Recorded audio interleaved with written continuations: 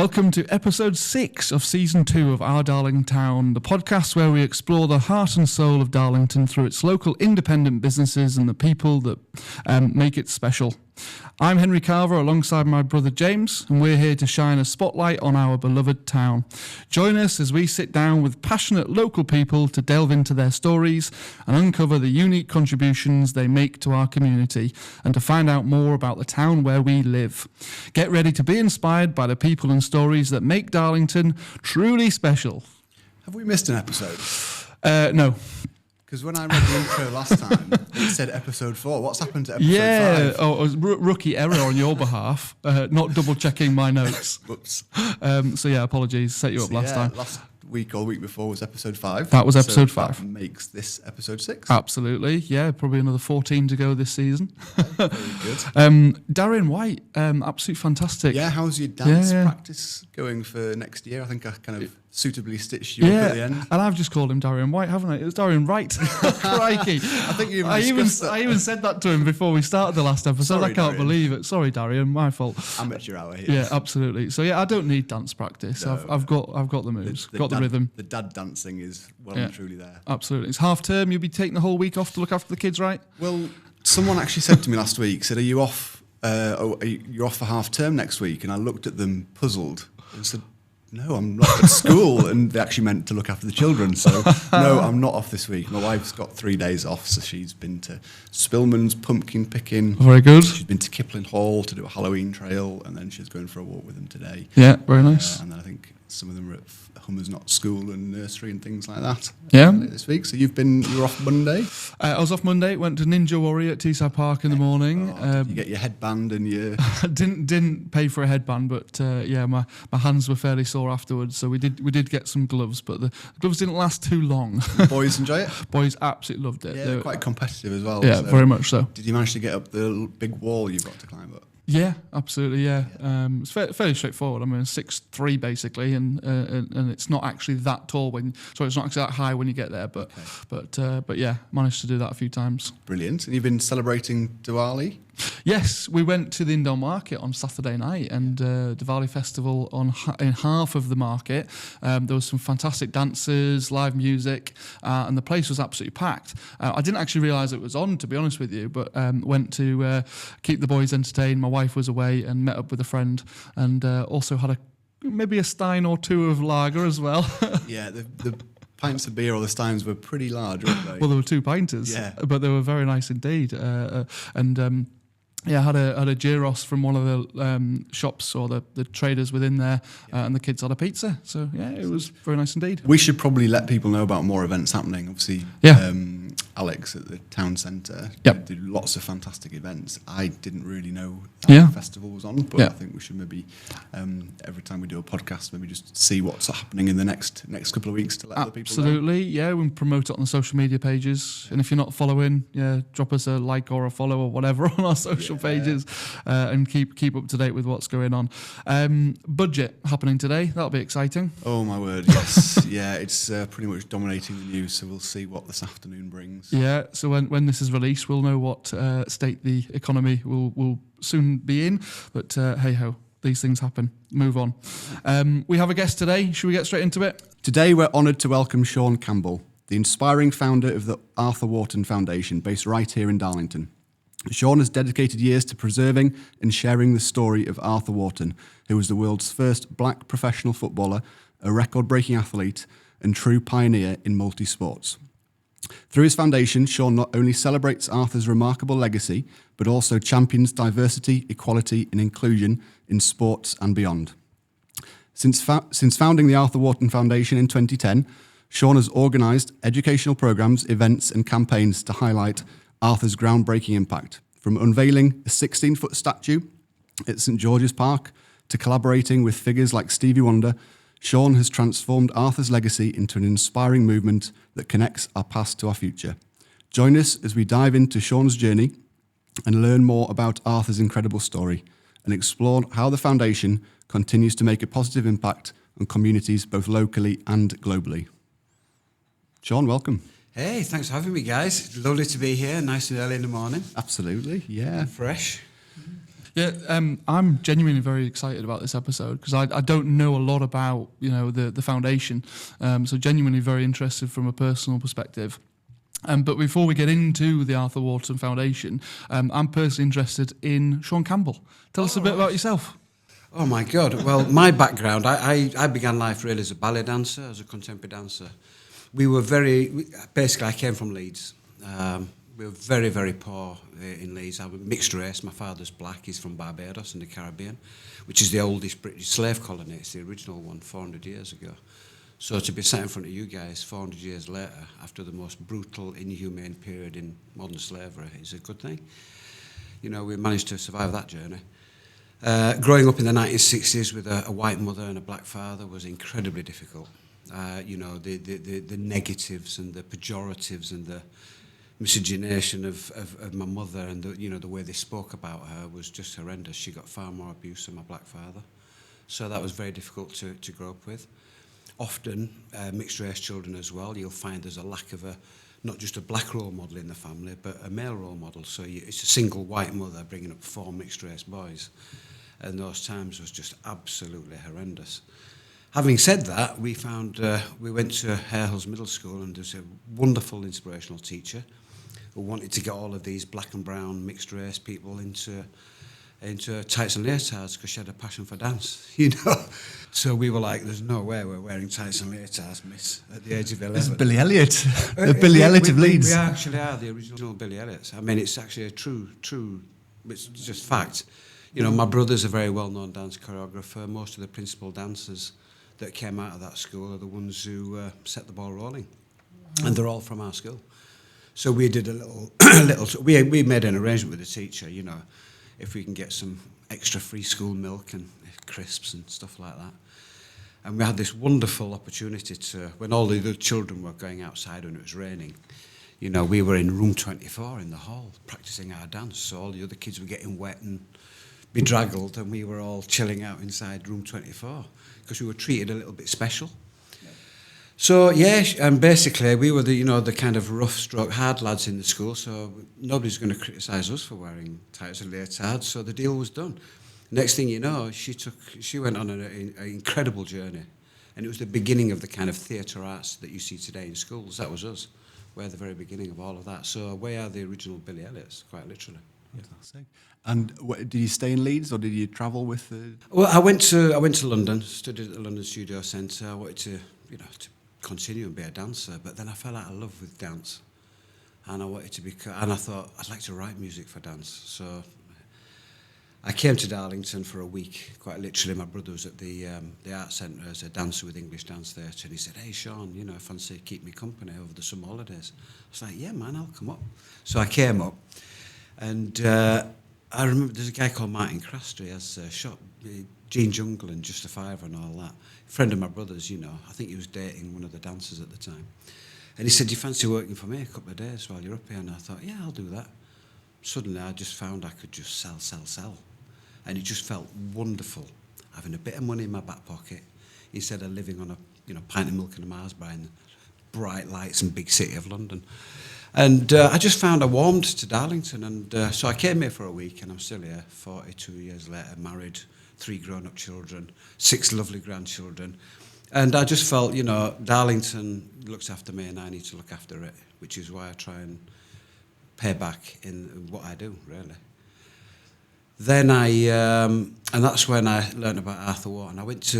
I decided I'd write music for dance. Went to Northumberland University. Got a degree in creative arts, majored in music, and I ended up writing music with Scottish Ballet, Zimbabwe National Ballet, Durham Theatre Company, Cleveland Theatre Company. When I play music, it's mainly funk, R&B, blues, reggae. That's what I like to play. Yeah. But composition is something that I really got into big style. Really enjoyed it, and that's when I was invited to give a talk for Black History Month at Middlesbrough Town Hall. And it was about the transition of music coming from Africa to the West, how we influenced one another culturally and all of that, how it developed music and made music change. My God, man, I got to the town hall and you had all these eminent speakers, and I thought, what am I doing here with all of these real celebrated kind of speakers.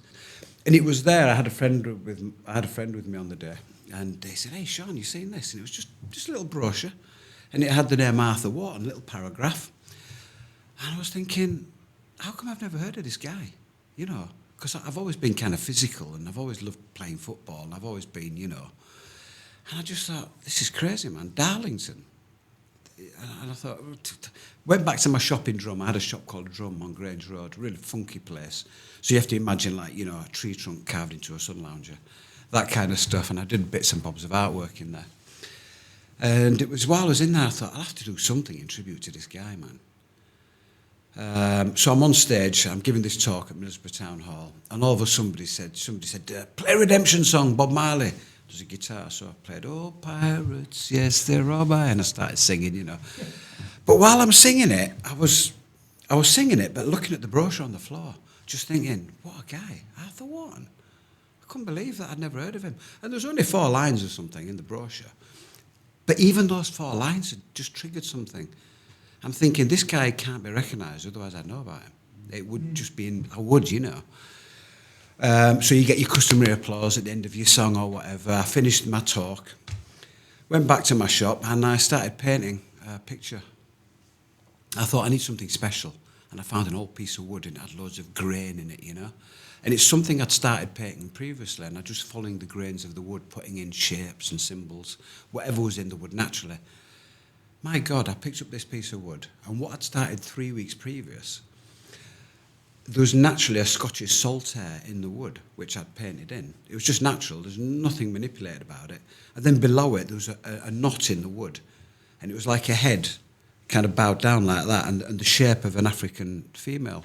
So I just followed the grain, and there you had Scotland, Ghana, basically, Arthur's heritage. I thought, this is the piece I'm going to create the artwork on. Just leave them on there. Next day, some guy came into the shop and asked me what I was doing. I told him the story of Arthur. And then, of course, the next day, in walks Owen Amos, journalist. Some guy's been down to the Echo, said, you've discovered. I said, well, I haven't really discovered him, but I'm going to celebrate him somehow, just a piece of artwork. Journalism being journalism. The next day, Northern Echo, local businessman starts campaign to honour Arthur Wharton. I thought, my God, I haven't got time to do a campaign. Yeah, I just opened the shop, literally on my birthday, 28th of September 2007. Then we had the world's worst ever economic crisis. And I'd taken out a 5-year lease, and I was thinking, I've never done this before. And then along comes Arthur Wharton, of course. And then I've not only got to try and get the business going, I've got to champion Arthur. I thought, yeah, man, why not? If I've not heard of him, somewhere along the line, somebody hasn't done enough for this Darlington guy. Is it the people of Darlington? Is it the author of the book? Is it Irvine Welsh, the acclaimed author of Trainspotting, who could have brought... I didn't know. I just felt I have to do something. So I thought, yeah, why not? I'm in for a penny, man. And here we are, sat in front of you 2 Carver boys all these years later, talking about Arthur Wharton. Yeah, so that's how it began, really. Amazing. So tell us a little bit about Arthur, and what did it say in the paragraph that you... Yeah, well, the paragraph, it just basically said Arthur Wharton, first black footballer. It's some kind of little quote from Phil Vasili's book called The First Black Footballer. And so nothing much really. Also mentioned him being a 100-metre runner. So I naturally had to get in touch with Irvine Welsh, get in touch with Phil Vasili, the author of the book. I arranged to meet him in London. I said, I want to put the cherry on your cake, guys. You've started this. But everybody seemed to have... I mean, Arthur died 1930, right, laid in an unmarked grave until 1997. 1998, they erect a headstone at Edlington, near Doncaster, for Arthur. That was done by Football Unites Race and Divides in partnership with Phil Vasili, the author. But on the headstone, they'd put he died on the 13th of December, not the 12th. So for many years, we'll come back to that one, but I did have to change that date eventually, and I had to be hard about it, because it wasn't getting done. Why was I mentioning that? Yes, because what was important to me was that I realised very quickly, if we're going to do this, we've got to do it right. It's got to be for the right reasons. So Irvine Welsh, Phil Vasili, I spent the night down there with him. We got absolutely hammered on the night. It was a great night. We really enjoyed it. next morning out for breakfast, and Irving's language can be choice, let's say, doing train spotting, that you can imagine, which was quite interesting when you're in a very posh cafe the next morning and nobody bats an eyelid. Because always, you see, throughout this campaign, I've thought, I'm nobody, so I need somebodies that others will listen to. Hence, I get my ticket for the train fare, my ticket to attend the train fare on the Friday afternoon. And on the back it said Stevie Wonder in concert. So I thought, oh wow, instead of coming back on the Sunday, I'll stay over on the Monday, because the concert was on the Monday. I'll stay over, go to the concert, come back on the Tuesday. Man, I went to bed on that Friday night and I was just laying there and I thought, if there's anybody in the world who would understand the importance of what he represents, it'd be Stevie Wonder. 48 hours later, man, I had his approval. Don't ask me how, because that is a different story. There isn't time. But I managed to get hold of him and his people, let's say. And he agreed that on the Monday he'd pay a tribute to Arthur Wharton, That was 2008. Wow. And there was a hurricane in New York on the night before, so he couldn't actually get to England on the Sunday. He was supposed to arrive on the Sunday. Hurricane, so he was stuck at New York Airport. Eventually arrived on the Monday morning. I thought, well, there's no way he's going to do this after. They're a day late. They've got a gig tonight. They haven't even set up, I rang George Boateng. He was a patron of ours. I managed to get him involved early on. I've kind of gone a little bit ahead, really. I should have gone to George first, but anyway. Got hold of George. Hey, George, where are you? Oh, I'm in Holland, man. He talks with he's got a lovely disposition, as George, when he speaks like that. He said, I'm in Holland. I'm in Holland. I've got an injury, He'd just signed for Hull at that time, just left Middlesbrough. And I said, well, look, I'm meeting Stevie Wonder on Monday, right? He's going to pay a tribute to Arthur, with the statue. Oh, right, Shaun, yeah, Stevie Wonder. Who's he then? I said, yeah. So I'm like, Stevie Wonder. What, you mean Stevie Wonder? I said, yeah. He said, oh, what, where? I said, well, Birmingham, your stomping ground, man. Aston Villa, Coventry played for, he's a hero and villain in that, and depending on who you support, Yeah. So George, man, he went to training on the Monday, covered in mud, raced down to Birmingham, checked into the Hyatt Hotel just so he could have a shower, not because we were staying there, Yeah. And I'd met him down there. I came down on the train with this box that rattled with a statue, and it's like ding, ding, ding, ding, wherever you go.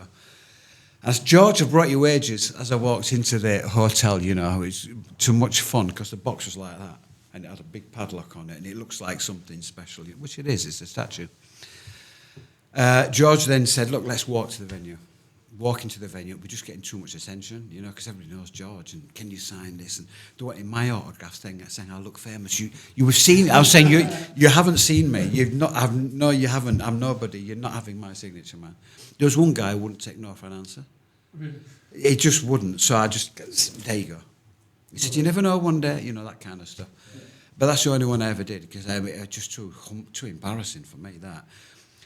Anyway, I rang Stevie's brother saying, look, we're outside the stadium, we're just getting too much attention, we need to get in. So we got in there, and as we were going backstage, George is like, hey, where are we going, Shaun? And Latanya Marble's next to me and stuff, and I'm saying, hey, Latanya, we're going backstage? Yeah. We're going backstage, George, now. And I'm thinking, because I was thinking the whole way down there, I hope this actually comes off. I didn't actually know it was going to happen. Yeah. You have to remember, I'm going down to Birmingham thinking, I think I'm seeing Stevie Wonder, but is it real? Is it a hoax? Is someone winding you up? Is it actually going to happen? I've got George. He's flown over from Holland. He's gone to training. He's coming down. I'm thinking, God, it would be really embarrassing if I get there and it's not going to happen. Mm. So as we get outside the stadium, that's when I rang Milton, Stevie's brother, and said, Milton, listen, we're getting too much attention. Can we get in? And it was only when Milton and Latanya came out saying, going like this, waving us over, that I actually thought it was going to happen. Because I was absolutely, and then we went in there, next thing you know, Stevie Wonder goes, bam, bam, bam, bam, bam, Darlington, County Durham, Arthur Wharton. Well, I thought, oh my God. I'd only written it on a piece of brown paper when I got in there. Really? And they'd taken it to Stevie to actually, well, obviously I'd relayed the story to his people, lovely man, Keith Harris. Not as in Orville, it's a different Keith Harris, Stevie's UK manager. And Stevie just did us proud, man, and it was a really emotional time. George was getting very emotional, naturally, because of Ghanaian heritage like Arthur. and he's in front of Stevie Wonder. We're sat there in the audience just thinking, oh my God. And you see, when I'm doing these things, it's really quite odd. I'm like trying to be an ambassador for my family. I'm a family man. And also for Darlington or for football. I haven't got time to really enjoy them. So I didn't, I don't get much enjoy. Anybody who's with me has a great time, because they can just relax or whatever, but I'm too busy just trying to do. We have a saying, we don't do bling, we do the right thing. If you're there for yourself or for them, it's the bit in the middle that matters. It's the reason for being there. So otherwise, no point doing it. Because then it becomes self-centered. It becomes a bit egotistical. Any ego involved in us, you're out. So with George getting emotional, I was busy kind of sort of, and George is like, my God, wow. Lovely, lovely guy is George, but it was more a case of keeping his feet on the ground than mine. So building the awareness, having a name like Stevie Wonder endorsing the foundation is obviously huge, but there's other sort of celebrities and high-profile people that you've met over the years. Yeah. Do you want to tell us a little bit about that? Well, I mean, you have to remember, when I mention these names, it's nothing to do with, like, name-dropping. It's just that what I'm trying to do is to create a network of people that other people will listen to. There's no reason why anybody should listen to me, really. So what I'm trying to do is to say, it's worth listening to me because they've listened to me, and they're people that you respect and appreciate. So just give me a minute of your time, because I have to kick doors in, metaphorically, when I'm championing this. UEFA, FIFA, the FA, the PFA, Parliament, you name it. I have to drag this, 20-kilo statue all over the country over my. It's crazy. I was doing it for years. I forgot your question. What was it? Yeah, the other people like Jay Leno in America. Getting Jay Leno. Have you seen our short 3-minute celebration video? No. Oh my! You need to watch that. It's 3 minutes. You might attach it to your podcast, but it's a very powerful 3 minutes. And on there, at the very end of it, you'll see quite a few interesting people people like Jay Leno, Usain Bolt, Marcus Rashford, Mason Mount, Michael Essien. I mean, all of these people. But you have to understand that, again, it's for Arthur Wharton. They're not like my mates, but I have their numbers and I can contact them. And the reason they pick up when I ring is because they know I'll never trouble them for anything unless it's valid and it's important. So I have a fantastic network like that. But we're a small organisation in a relatively small town, but our history here in Darlington is massive. The next thing I want to achieve here, for example, just skipping forward, I know there'll be questions in between, it kind of explains why I need the support that I've got from these celebrities and footballers and organisations and things like that, is that to see Arthur Wharton respected and paid tribute to properly in Darlington, which has never happened yet. I mean, on Saturday, we were at Darlington Football Club and we gave a minute's applause for Black History, And I brought, Lloyd Maitland, former Darlington player, and you had Alan Kamara there, and David Speedy came up, very interesting characters. But I'm talking about a proper celebration of Darlington. I've been doing this now for, 14 years or something, And we've got kind of global recognition. There's 7 of those small statues, and they're created by the royal sculptor of all people. And so you go into the Court of Arbitration at UEFA, the 2.5-foot solid bronze maquette statue of Arthur's there. If you go to Switzerland and you go to a FIFA museum, there's our statue of Arthur. Wembley Stadium, statue of Arthur. PFA, statue of Arthur. Obviously, the original one I have here in Darlington, I mean, that's the statue, if you like. And then we've got the one that we're going to be presenting to Stevie Wonder as a thank you later next year. We're waiting for the right opportunity. We want Stevie to come to Darlington. But the reason for that... On the pod? Get him on the podcast, so when the real celebration I want in Darlington is we need a statue of Arthur in Darlington that celebrates all of his achievements. Look, man, world's first black professional footballer, world's first ever fastest man on the planet. His record stood for over 37 years, running for Darlington at Stamford Bridge. You'll see us on the pitch at Stamford Bridge this Premier League season, because that's where Arthur made his name. I found the cup that he won, 3rd of July, 1886. He's on the start line, Stamford Bridge, right? Bang goes the gun, and he runs the first ever official, even time, 100 yards. 10 seconds dead.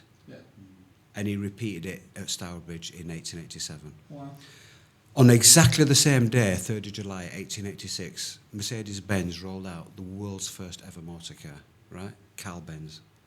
On exactly the same day, 3rd of July 1886, the New York Tribune rolled out the world's first ever linotype print, mechanical printing as we know it today. So quite literally in history, you have man, machine and the written word all on the same day in history. That provides the backdrop to the biopic movie of Arthur, for example, because to bring Arthur into present day, our motto, connecting the present, that's us now, connecting the present to the past for the future. It's got to be for a reason, otherwise there's no point. What we do is to try and bring all of that history to life so that our next generations can be better people. I mean, it's hardly surprising that we have the issues today. You know, when you think that I'm 63 years old now, it's my generation that are basically in power, the majority. So you look at what the education of those, like your father, me, etc.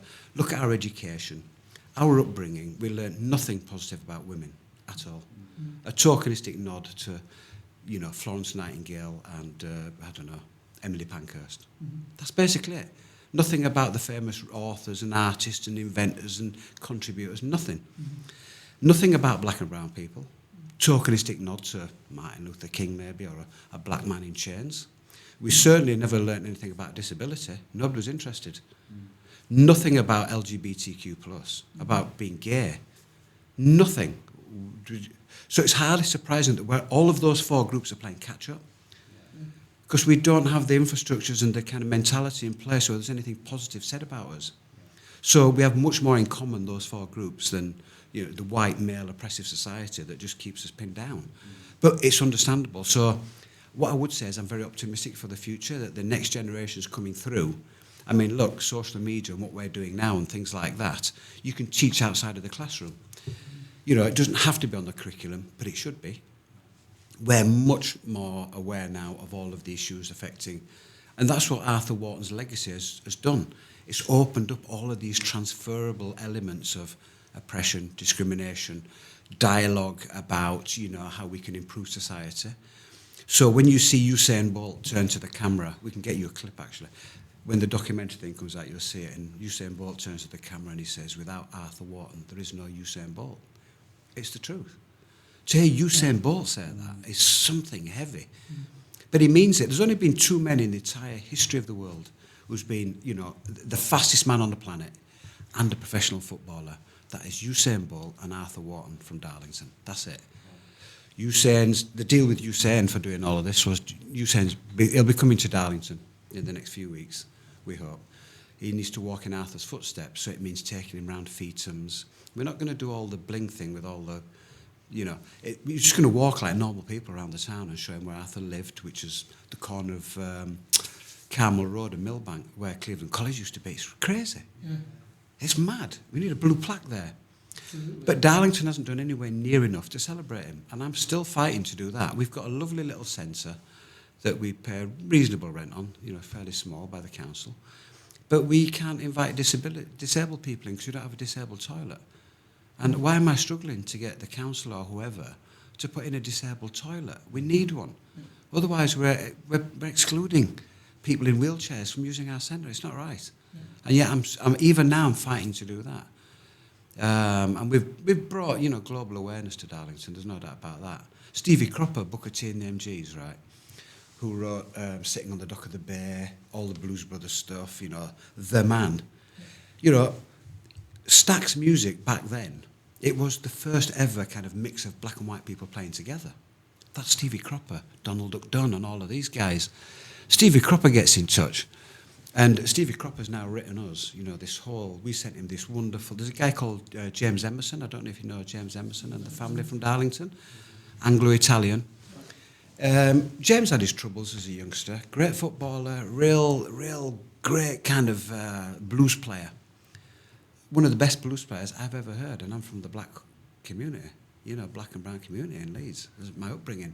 And yet you hear James Emerson play, and you feel his pain, and you feel his lyrics. And I said, James, man, write me some lyrics. Well, it's those lyrics that Ruby Turner, for example, sings at the beginning of our 3-minute short celebration film. it's those lyrics that Stevie Cropper, and it's written by a young white Anglo-Italian guy from Darlington, which is amazing. And it's not just because I know him and he's much younger than me, it's because he's genuinely understands and his lyrics are so deep. You know, I had Stevie Cropper ringing up, hey man, what does Darlow mean? Right? Oh, Darlow, that's short for Darlington, Steve. Okay, man, thanks, got it. Puts down the phone. Next day, I mean, I've skipped out how we got talking and how it came about, but I'm just jumping ahead because we haven't got much time. Then the next day, hey man, Old Vicky's Island, where's he going with that one, man? I'm like, oh, Stevie, that's Queen Victoria's England, Old Vicky's Island. You see how the narrative and the word play that James has is just wonderful. So to celebrate a local guy like that as well, using his lyrics, now, man, his lyrics are like so lauded. Gregory Porter would love to write, for example, you know, the soundtrack for the film about Arthur. But if we're going to make a film about Arthur, it can't be some trite film that's going to be, you know, Americanized so it becomes... It needs to be a proper account of the impact of his story set against the backdrop of things like Coca-Cola, the Statue of Liberty. I only say that because they're all relevant to dates in Arthur's life, that you will go, what? There is so much more to learn about Arthur than what I've put out there. It just needs to be made. So are you in discussions with film companies, or is it an idea? Is it something that you'd like to do? Or you? Well, Lord David Putnam, right, and Nigel Havers, they're Chariots of Fire. Okay, amazing movie. The great story of Harold Abraham's Now at Little, right? When you're in competition, it's a great feeling, isn't it? And sometimes when the chips are down and then you overcome that, it's like the best feeling. The sweetest victory is getting something over the line that you just didn't think you could. Whether it's, you know, being estate agents, you know, getting a property that you just think, we've never got it, we've got it. Yeah. That buzz, that's exactly what we all strive to achieve. Yeah. So with, you know, Nigel Havers and Lord Putnam, I got a phone call from Danny Howes, great guy, works for EE. Hey, Shaun, you see what's on at the fire station in Sunderland next week? And it was literally the 100th anniversary of Chariots of Fire. So 1924 Olympics, 2024 Olympics, right? So they're going to show this special screening of Chariots of Fire, right? Steve Cram, Alison Kirbishley to host with Jeff Brown, you know, North East correspondent and stuff. And he's like, you do realise you can actually put the cup that Harold Abraham's Now at Little won in the hands of Nigel Havers and David Putnam. I'll skip on because I know time's coming on, but basically I had one hell of a week. I found that cup years back, and I had the great honour of inducting people like Alan Pascoe and Dave Moorcroft into the England Athletics Hall of Fame Awards, you know, and they asked me to come and give a talk there. And we just found this cup. I'd found it after 2 or 3 months. That Arthur, it's a remarkable thing. And on that cup you have Harold Abraham's Now at Little, Chariots of Fire. Linford Christie won it 8 times. Reggie Walker, my hero, Don Quarry, won it. Willie Applegarth, can you believe, from just round the corner. Willie Applegarth from round the corner from Darlington won that 3 times, man. And his son works at Darlington Borough Council. Sorry, his grandson works at Darlington or something. It's crazy. So we got this cup, and of course we went along. We put it in the hands of Lord Putnam and Steve Cram and everybody. And out of that, I came to the realisation that, you know, come on, man. It's very easy to get a film about 2 white guys, Harold Abrahams and Eric Liddell. Where's the film about Arthur? So do you see what I mean? Yeah. And it goes back to what I was saying to you guys earlier about how we were brought up, and we didn't have positive images of that at the time. I was at the Houses of Parliament last week doing the first ever Arthur Wharton Trailblazer Award. My God, man, what a night. It was amazing. Presented the Arthur Wharton Trailblazer Award on behalf of the Black Footballers Partnership to none other than Ricky Hill, one of my heroes growing up who played for Luton, man. And this guy walked forward. And you start joining dots and start thinking, right, if you're going to make a movie, it's about everything that Arthur's done to inspire all of the other things, like the LGBTQ plus community, like disability, like the empowerment of women, because they were disempowered. 1921, men came back from the First World War. They weren't getting the gates. Women were getting 50 to 80,000 people watching them play sport, play soccer, yeah? Men weren't getting the receipts. So they banned women, check this out, man, they banned women from playing football from 1921 to 1973. Did you know that? No. Well, it's a fact. Wow. So to think that our young girls and our young women and our mothers and our grandmothers had that to contend with, and we never even knew about it. Mm-hmm. I've known about it, but this is connecting the present right now, you guys, to that information which you didn't know previous. When you go home today, there's no doubt at all that will be one of those things that make you think, what? When you see your wives or your lovers or your daughters or your aunties, think about them. Right through to 1973, you couldn't use men's facilities properly. You weren't allowed. It's incredible. Shocking. Arthur's story has enabled me to educate, inspire and motivate in all of those other areas. So the movie of Arthur needs to be equally reflective, if you like, in terms of its stature about his contribution to what he's doing for the future by connecting the present to his past. So, I mean, I'd like to think that Barack Obama Productions, Oprah Winfrey, Tyler Perry Studios, in conjunction with Lord David Putnam, who said he'll be my confidant moving forward. So I know I've got the right gravitas now to guide me through that process. We need that doing properly. But then, you know, if they get a phone call, hey man, you can go and meet Oprah over in so-and-so, I've still got to have the funds to get there. There's a whole raft of things people don't see. They'll see me looking smart on stage, presenting awards or receiving things in London. But there's been times when, you know, I've had to literally just rough it at King's Cross Station, man, because I couldn't afford the hotel, and I've got this statue wrapped up in rags so it doesn't look important. And I'm just there talking to the prostitutes and what I call the bleeding people. Usually these homeless people, for some reason, they're blooded. But my God, when you listen to their stories, because you've got nothing else to do all through the night, and you wait, and no trains leave London after 9 o'clock to Darlington on a Saturday night. Yeah. So you're stuck. You're either staying somewhere or you're roughing it. So my suit's all suddenly now wrapped up. I've now put my rags on, if you like. I've got the statue wrapped up in rags, and I'm just sort of at the station talking to all these people through the night. And you know, there, but for the grace of God, guys, go you two.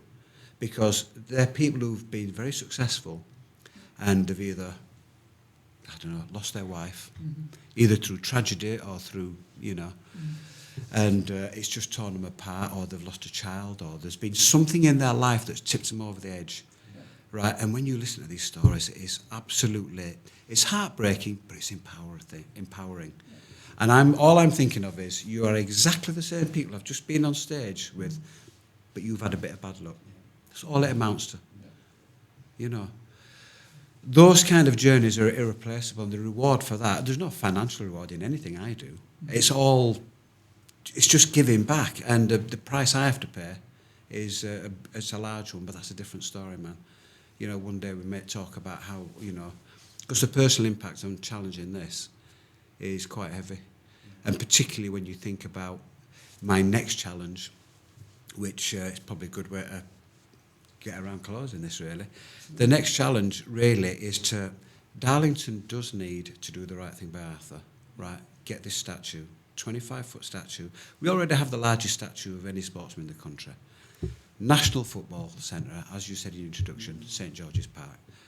This remarkable picture came out, which I think I sent to you guys, of the entire England squad at the statue.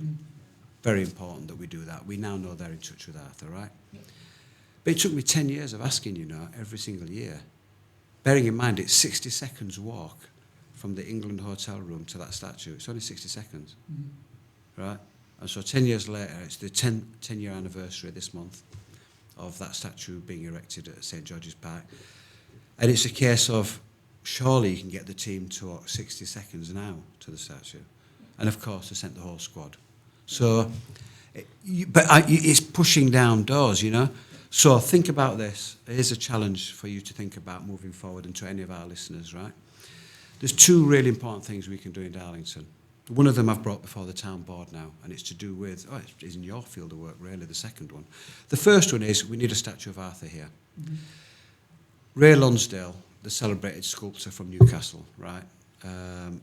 He's created a maquette statue of Arthur, and in 2013, I had that in front of 78,000 people at the, Sainsbury's anniversary games after the Olympics. And we had it on one end of the track and Usain Bolt's at the other, right? Now that statue is the one I want in Darlington. It's made out of steel, tribute to our industry in the northeast, right? a tribute to our steel industry. Relatively inexpensive compared to bronze. I mean, probably need about £95,000 to do that with all the peripherals. That's all. Unlike the bronze one, which would be 200. So I need to find 90 odd grand to make sure I can get that done. That's the first thing. Imagine it on the roundabout outside View Cinema, overlooking Feetham's, against the backdrop of the world's first passenger railway. That's where that mother needs to go. And people can sit and have their coffees and learn history while they're doing it. It will be remarkable, but we need about 90 grand, right? I mean, where that's going to come from, I don't know. But I want it to come from somewhere in Darlington. I want Darlington to want it, do you understand? I don't want to go outside bringing money to do that here. It has to be because Darlington wants it, the council, the businesses, etc. And that way we can do it. To unveil that statue, you know, I'd like to think Stevie Wonder, Marcus Rashford and Usain Bolt will just pull that card nicely, you know. And then we'll have a Stevie concert up at the arena to celebrate afterwards. I mean, if you think about 90 grand for me to do all that to get the statue, it's not a lot of money, is it? No. You know, you couldn't just get Stevie to come here for 90 grand, never mind a statue. Yeah. But the backdrop of the world's first passenger railway, I mean, we'll have an avenue of world first at Victoria Road, man. Think about that as an image. Second thing is much bigger than that. And this is the final thing, because I think this is really important. I'm speaking to anybody who will listen. When I ran with the Olympic torch in 2012, I was really proud. In fact, I did 2 legs because the guy after me was injured or he was ill. And they said, Shaun, will you run 2 legs for us? You tripped him up, didn't you? You're damn right I will run 2 legs with the Olympic torch. Yeah, man. Do I get 2 torches? You know what I mean? If I had got 2 torches, I would have given it to the guy after me. I wouldn't have kept it. It was just a cheeky ask, you know. And did I go slow. I wanted to make the most of it. I'm like, yeah. And I thought, I'm going to go and have a look at the National Athletics Museum. You know, I'm going to go and have a look at how it's developed. And here's the rub. Do you know, to this day, in the entire history of our world, we have never, ever had a National Athletics Museum. Never existed. We've never had one. The struggle for me to get the cup that I found that Arthur won on the 3rd of July, 1886, the Princess Anne Pasha Cup, I found it, trying to get it out of a locked cupboard. That cup should be there to inspire and motivate. Well, Steve Cram and Alison Kirbishley, if they listen to this, they'll let you know. I said, look, we need to have one. This is ridiculous. If you want to look at Steve Cram's spikes, you have to go to Lausanne in Switzerland. That's ridiculous. Our children, do you have children, you two? Yeah. Right, so think of your young children who want to be sprinters, high jumpers, long jumpers, pole vaulters. You need to see how high. You need to be able to race a light that goes at the speed of Usain Bolt and see just what it takes to run that fast. Yeah. If you need to see how long it is to do a Jonathan Edwards, you need to see that that's human endeavour at its best. Or how high, how long, how far, how fast, how strong. There's no way in the country to do that. We should be going and looking at the development of all of the kit, right? Just like Steve Cram summed it up, and this is a great way to sum it up. Steve Cram, you're right, Shaun. If you want to learn about natural history, you go to the Natural History Museum and you look at the dinosaurs and, yeah? You want to learn about railways, you go to a railway museum and you see them, you know. You want to learn about football and get in touch with Pele's shirt and Maradona's Hand of God shirt, you go to the National Football Museum. We have nothing to do with athletics. So I've made a pledge, it's coming to Darlington, man. And we have legitimacy. At the moment, people like Birmingham, Manchester, Sheffield, Leeds, London. I've been in touch with all of the heads of UK athletics, England athletics, Team GB, the AAAs, and you see, here's the rub. Right, they should all be under one umbrella, but it's just like the FA, FIFA, they don't get on. Yeah. So I get on with all of them, and all roads are leading back to Darlington because of Arthur Wharton, guys. We have the original pioneer and trailblazer of the blue ribbon event. They're all holding back now until I need to find premises in Darlington or land in Darlington, right, that can house a National Athletics Museum. That's it. And all I need to do, and then we can announce that to the world. What we don't want to do is to go straight to the government, because then it'll go to tender. You'll never get anything done, because by the time Birmingham get involved in Sheffield, no, let's just say we're going to do it.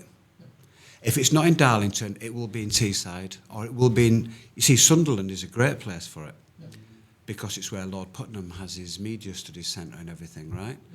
Yeah. And they have a lot of land there, and they're growing great. look at the fire station, a place like that. All I'm saying, and I've mentioned this at the town board in Darlington, right? Why not Darlington? I mean, it can be here. I just need somebody to show me where the land is, and you don't need the money to build it. Oh, no, you don't need the money, because the money will come from the government. It will come from, Heritage Lottery, Sport England. All of them have a duty and an obligation to chip in. Because if they are genuine about their duty of care for the mental and physical health and well-being of our children and young people, they will make it happen. Because that is the best way to create positive physical, mental health and well-being, physical activity, showing aspiration, having something to work towards and achieve, right? If we can do that in Darlington, I'm giving you the chance, Darlington people, to do that, right? Don't blow it. But if you do, it's okay. As long as you have a National Athletics Museum, my work will be done. I mean, we are going to have one now. It doesn't matter where it ends up. It will probably end up in Birmingham or Manchester if we don't have the aspiration in the North East. But until then, let's use the whole net zero thing. Let's use all the hydrogen. Let's have a look at all of the expertise we have around here. I mean, my God, this area, coming here today, first time in this building, this is exactly where you could have a National Athletics Museum. Yeah. And the first thing we'll put in there is Usain Bolt's world record winning spikes, man. And all of our local heroes, Tanny Gray-Thompson, and people like Steve Cram, Brendan Foster. Let's get their stuff in first, make it grow. But look, we have a lot to talk about. I've done enough. You haven't even had a chance to... Are there any questions you'd like to ask me? We haven't asked a single one, I don't think. I know. Honestly, that was It was absolutely incredible, Shaun. It really is. Can you tell us where the Arthur Wharton Foundation is based? Yes.